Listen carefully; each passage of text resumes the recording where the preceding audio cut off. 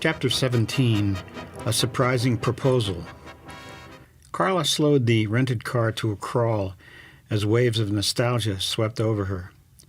The curving street, the elegant new homes set far back on acre lots, the pleasantly rolling foothill terrain, and, at last, the house she hadn't seen since it had been in the framing stage. It all seemed reminiscent of a dream she had long forgotten. It's beautiful, but I can't believe he's lived in that huge place all alone for 2 years. I'm sure he hasn't married. At least I haven't heard. Plenty of women would be interested in him. He probably has someone in mind if he isn't engaged by now. Sitting atop a steeply sloping and ivy-fringed lawn at the end of the cul-de-sac, the home was all she had imagined and hoped for, in another time that now seemed unreal. The low, sprawling silhouette of its overhanging roof of beige concrete shakes blended into the lush landscaping of stately conifers and blooming azaleas and rhododendrons. The magnificent native live oaks that had been left in place completed the tasteful artistry, appropriate to the background of wooded hills rising just beyond. It had been little more than raw acreage and a dream the last time she'd seen it. She had come directly from the airport, hadn't even gone to her hotel yet. At first, Carla had thought of calling from there, but that would have made it even more painful. It had to be a surprise for him, and she knew that if she didn't get it over with immediately, she might not find the courage to face him later. Courage? She felt a total lack of it as, with growing apprehension and embarrassment, she forced herself to climb those broad steps onto the front porch and ring the bell. Maybe he won't even be at home. Off on a trip somewhere, or who knows what. I should have phoned first. This is crazy. Anxiously long moments preceded the sound of familiar footsteps beyond the door. Then it swung open, and there he was, a look of shocked and open-mouthed unbelief written on his face. Carla! You remember the cartoon of the guy who went by plane, then canoe, and finally by dog sled to reach a cabin deep in the Arctic, and then said, "Thought I'd drop by while I happened to be in the neighborhood." Well, I just happened to be in this neighborhood, only all I did was fly in from D.C. No canoes or dog sleds. He didn't laugh at her little joke, didn't even smile. He seemed too stunned to know whether to invite her in. It was, after all, a staggering surprise. Actually, continued Carla, I'm pursuing a story and I desperately need your help or I wouldn't be here. Her voice quavered just a little in trying to get out the carefully chosen words through a mouth that had become suddenly very dry. That's Carla, still the same, abrupt, honest, everything up front. That's one of the many reasons I loved her so much. Ken stood there for what seemed another eternity, trying to convince himself that his eyes and ears were not deceiving him, that it was really happening. Carla was actually standing there, looking more beautiful than ever, facing him on the front porch of the home they had dreamed of and planned together. Well, come on in, he finally managed to say, opening the door and stepping aside. You know I'll do anything I can to help you. I know. That's why I came. She stepped inside, her full skirt swishing against him as she passed. Now he smelled her perfume. The kind she'd known was his favorite. He tried to forget her and thought he had pretty much succeeded, knowing that was best. He had dated several other women, but none of them seemed right, and now suddenly, in spite of himself, he felt that overwhelming attraction again. Get hold of yourself, Inman. It's finished. They stood without speaking, just inside the door, looking at one another. She was searching his face for scars and not finding any. It's great to see what a remarkable recovery you've made. Are you as sound as you look? He nodded. Perfect condition, so the doctor tells me. And your job? I confess I haven't seen many of your articles. Don't read the right journals anymore. No need to apologize. I wouldn't expect you to. Her eye was taking in the comfortable but simply furnished, sunken living room just off the entry hall. Its huge windows reached from floor to lofty open-beamed ceiling and looked out upon a breathtaking view of the city in the distance below. The large stone fireplace and raised hearth, with its sweeping curve across the far corner of the room, had been one of her many creative ideas. The plans they had worked on together had incorporated far more of her taste than his. He finished it that way, and still lives in it. For a moment, she could see them strolling hand in hand over the raw land, then merrily walking through the floor plan that had been laid out on the finished foundation. And finally, the last time, just after it had been framed and just before the accident, like children playing house, going through their home together, excited to get their first real sense of size and layout of the rooms. She put a hand quickly to her mouth so he couldn't see that her lips were trembling. That surprising upsurge of feelings that she had assured herself were long dead, caught her completely off guard. She was amazed at their intensity. He led her into the living room and pulled up a chair for her near his in front of the fire. They sat for a moment in another brief but awkward silence. "Have you had dinner?" Ken asked at last. "Mom is fixing it right now." Seeing her look of surprise, he explained, "My dad died just before Christmas. I've got this big house here. You know that we..." His voice caught, and he turned away for a moment, then managed to continue. "Well, she's out here now staying with me. The winters are pretty tough in Maine. She'll keep the family home back there for the grandchildren for summers. It's right on the bay. Well, you remember." Carla suddenly felt like crying on his shoulder as the guilt surfaced once again. Walking out on him when he was still in the hospital, so close to death. It seemed so heartless. She drew her head back instead and laughed, that rollicking, lilting laugh he knew so well. "What's so funny?" he asked in feigned offense. You look like you've just seen a ghost." "Well, haven't I?" They both laughed nervously. "Dinner's out of the question," said Carla firmly. "I'm not staying long. I just got off the plane from D.C. and came right here. It's rather urgent." She was looking around the room again, taking it all in with evident approval. "You've done a great job, Ken. It's beautiful." "Would you like to see the rest of it?" he asked eagerly, jumping to his feet. She didn't move, as though she hadn't heard. He hesitated, looked embarrassed, and then sat down again. "Well, why don't you tell me how I can help you?" "You're still in touch with Dr. Layton?" "You mean Frank?" "Not really. Why?" "But you could be." "I suppose, but I don't have any real reason. We've hardly had any contact since he bought me out. That's got to be 2 years. And he moved your equipment that you invented and developed to another location. Do you know where?" Ken nodded. "I've been there once, maybe a year ago. He needed some technical advice when it was being reinstalled. I'm out of that field completely, and Frank's very secretive now. You may have been right about the CIA." "I was right about that and a few other things." She stared thoughtfully at the fire in silence. "He'd really like to have you involved once more, wouldn't he?" "He's told me that a few times." Ken looked uncomfortable. "What's this sudden interest in Frank? I heard you crossed him off your list, which surprised me, really.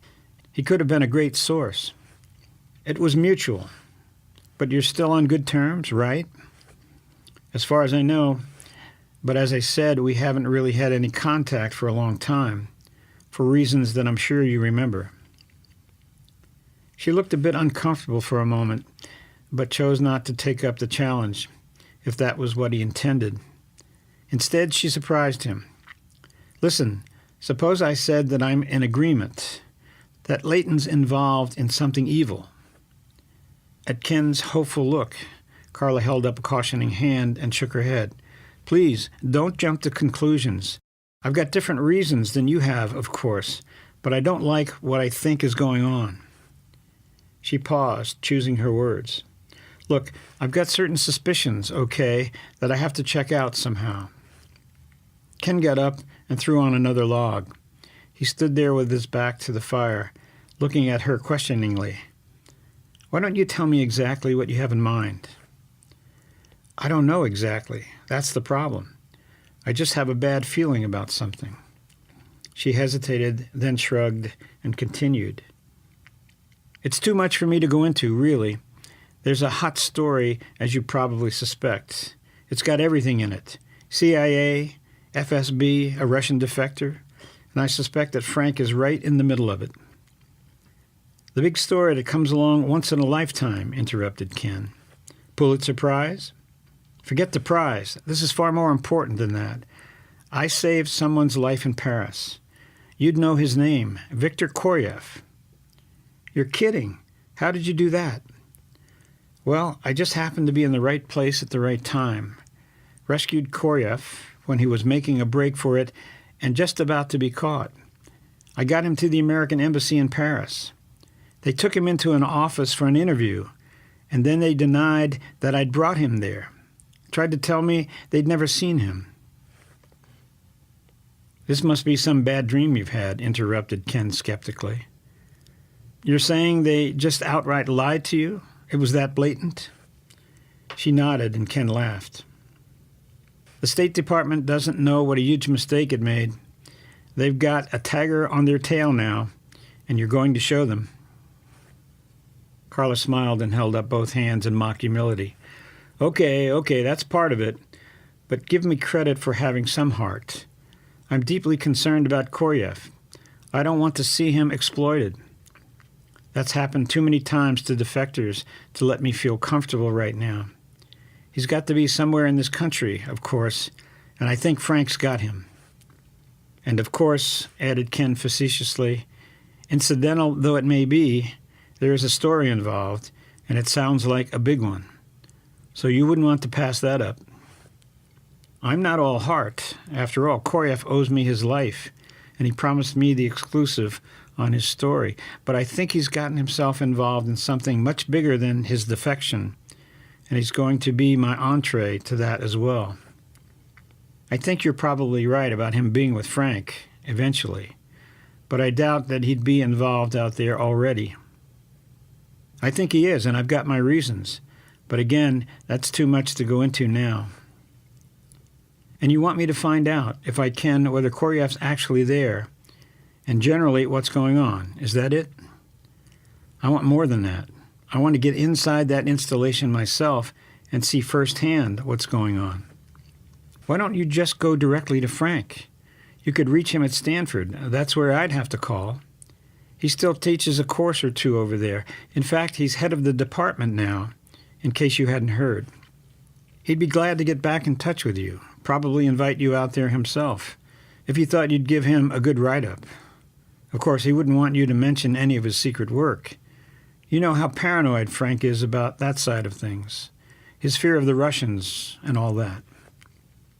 Carla shook her head. No chance of that. You don't know the way I told Frank off the last time I saw him, for taking advantage of you when you were in the hospital and stealing your life's work for a fraction of what it was worth, and for a few other things. I don't think he'd give me the time of day. She stood to her feet. Am I asking too much? Ken, supper's going to be ready in about 5 minutes. Do you hear me? Where are you? His mother's voice drew nearer as she came down the hall from the kitchen. Before Ken could answer, she walked into the living room and stopped in surprise. Oh, I didn't know you had a visitor. Then she saw who it was and put both hands to her mouth in astonishment. Carla, how wonderful to see you. She rushed over and gave Carla a hug. Would you join us for dinner? It's nice of you to ask, but I already told Ken I couldn't. Well, I'm much more persuasive than he is. It would be such a treat, would you? I can't.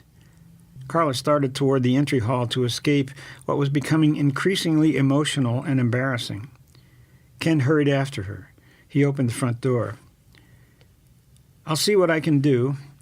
Where can I get in touch with you? At the Hilton, but only if you can get me in out there, or have found Koryev. She started down the steps, and he followed her to the car. Hotels are terribly expensive. You could stay here. I wouldn't hassle you. There's a suite, at the other end of the house with its own bedroom, study, and bath, and its own entrance. I know. That was my idea, remember? This house is full of your brilliant ideas, and they all worked out great, except the bomb shelter under the garage. Solid granite begins about 6 feet down. That was your inspiration. Well, you thought it was a good idea, too. He looked at her longingly. You really ought to see how it all turned out. She put a hand on his arm. Your mother's as sweet as ever. Tell her I'm sorry I couldn't stay, and maybe you shouldn't even mention to Frank yet that I'm out here. As soon as dinner was over, Ken got on the phone and called the Elliots. Karen answered. Everything going okay? She asked. We missed you Thursday. Hal was going to call you. I missed being there. Had a touch of the flu, but I'm okay now. Is Hal in? He ought to get on the phone, too. No, emergency surgery. What's up? Carla's back in town. She just left here a few minutes ago. Praise the Lord. Well, yeah, but I'm sure she's just about as far from the Lord as ever. There wasn't any chance at all to broach that subject. I wouldn't even think of that yet, Ken, said Karen gently. It's not your job to witness to her. You've already tried that. She knows what's right. Now it's her move. If the Lord opens the door and she shows some interest, okay. In the meantime, you just need to be a friend to her, if she'll allow that. Let her see the love and forgiveness of Christ in your life. Well, I think it's pretty clear that she has no intention of even giving me a chance to do that. She wants me to do a favor for her, which I'd be happy to do if it was anything else. Ken hesitated. Finally, he added, I don't feel comfortable about it, but I promised her. Promised her what? She wants me to get back in touch with Leighton. Ken, don't worry. You know it's completely out of the question that I would get involved again in the slightest.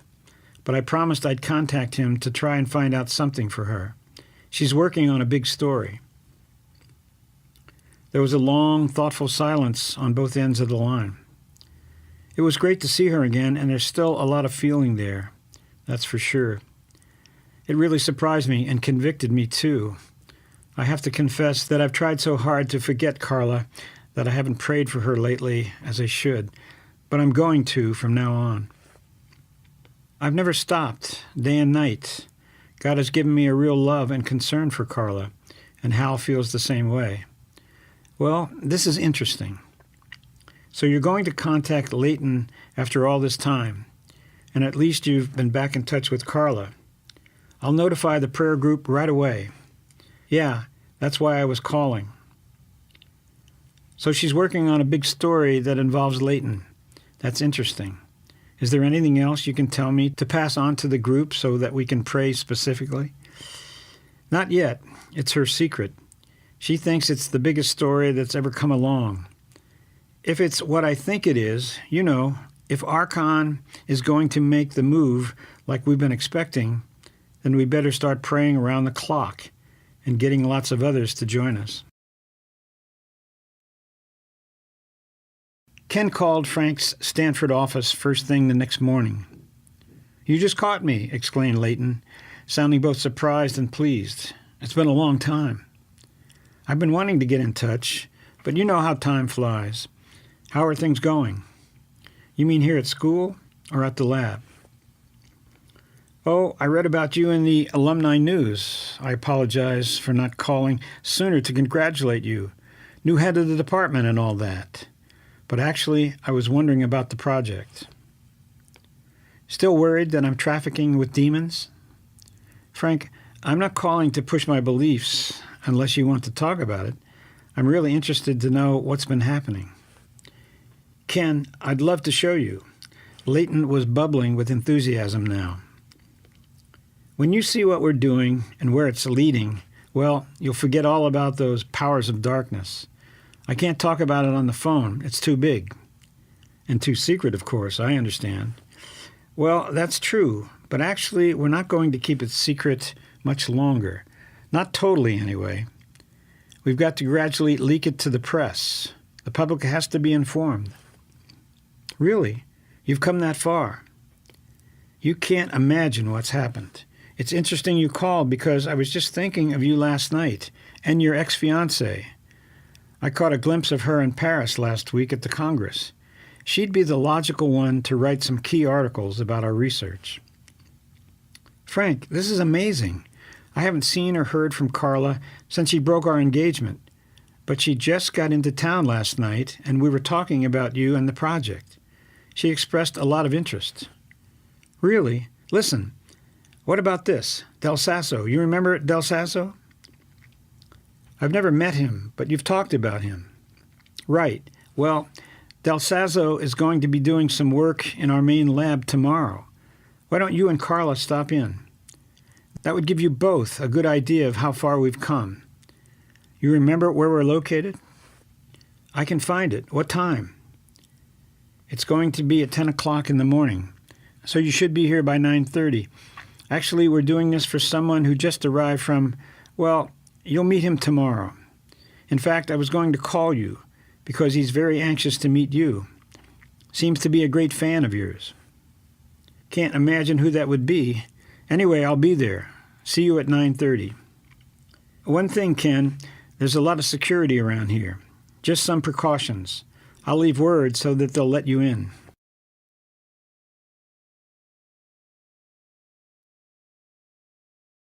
Carla was out when Ken phoned. She returned his call just after lunch. How would you like to see your Russian friend tomorrow? He asked.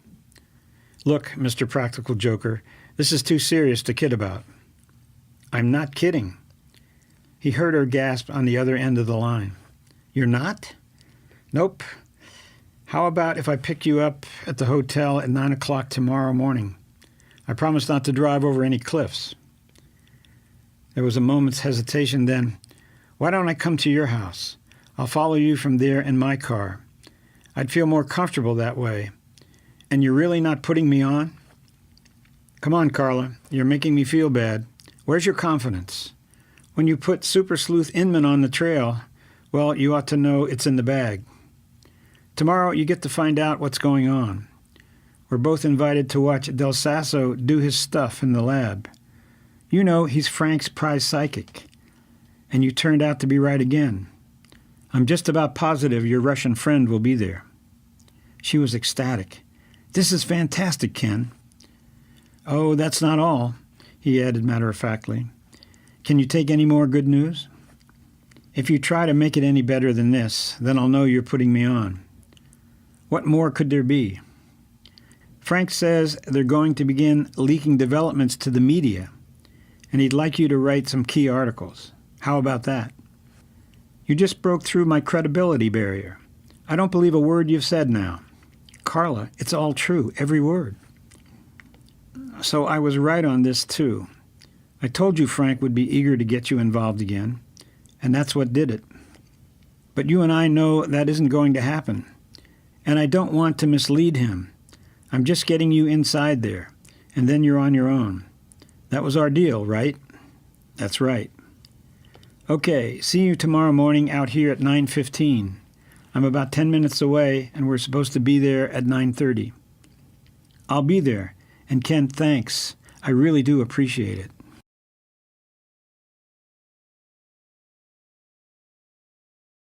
General Nikolai Gorky's office was on the third floor of the modern high-rise building the KGB had moved into during the summer of 1972, and was now occupied by its successor, the FSB. The huge crescent-shaped complex was hidden behind a thick wood just off the road encircling Moscow, like the sequestered Central Intelligence Agency headquarters outside Washington, D.C. The architecture even seemed to have been patterned after the CIA design. Gorky was one of the few people in the new structure who had come up through the ranks in the old all-Russian insurance companies building on Moscow's Lubyanskaya Square that the infamous Cheka, predecessor to the KGB, had occupied in 1918. He was very happy not to be in that ancient edifice any longer. Many FSB officers were still housed there, along with the notorious Lubyanka prison, where Gorky had gotten his start as a guard and learned the exquisite art of extracting confessions by torture for whatever the state wanted, whether they bore any relationship to what the prisoners had actually done or not. He'd come a long way since then to become responsible for an elite corps of commandos trained in psychic power, whose very existence was unknown even among top Russian leaders, except for the FSB director himself, the president, and the general secretary of the Communist Party, and a very few close aides. Gorky had always exuded a smug and seemingly justified confidence in his periodic reports to those above him. On this day, however, he was still smarting from the humiliating experience of a meeting with the two most powerful men in the Kremlin, a meeting that had gone on into the early morning hours. He had to confess that the Americans had apparently killed their three most talented psychics, and on top of all that, the most brilliant and productive Russian psychic researcher had defected right under the noses of the Psychic Forces field commander and two of their best FSB agents, and was now working with the Americans. Gorky was in no mood to face anyone, but the matter was urgent and time was of the essence. Nor was Colonel Alexei Chernov inclined toward patience and kindness that day. The stitches had only been removed that morning. Two long scars, still ugly and red, were all too conspicuous for a man who needed to be able to blend into the crowd. One scar angled across his nose and down his left cheek, and the other slashed across his neck beneath the chin. Another few millimeters and it would have severed his jugular.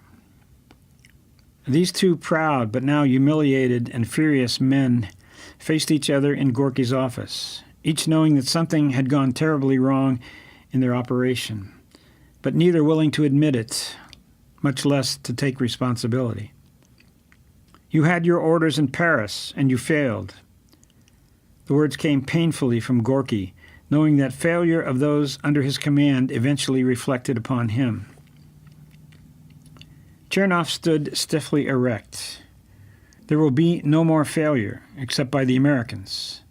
I had never been in favor of Koryev's method of penetrating the CIA by projection of consciousness. On the spot, we will accomplish our mission. I have no doubt about that.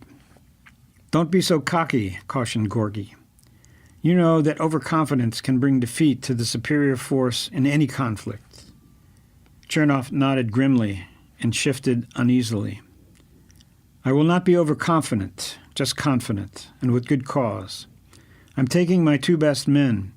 Together we can accomplish the impossible. Are you forgetting the hooded one? From the new information we've just gotten, he's extremely dangerous. We will destroy him. I want Koryev alive. Don't forget that. We have confirmation that he's working with Leighton and is being housed on the Palo Alto installation. It's a fortress. I want to see him dead, and the woman too. But you know I obey orders. Do whatever you want to satisfy your thirst for revenge against the woman who helped him escape.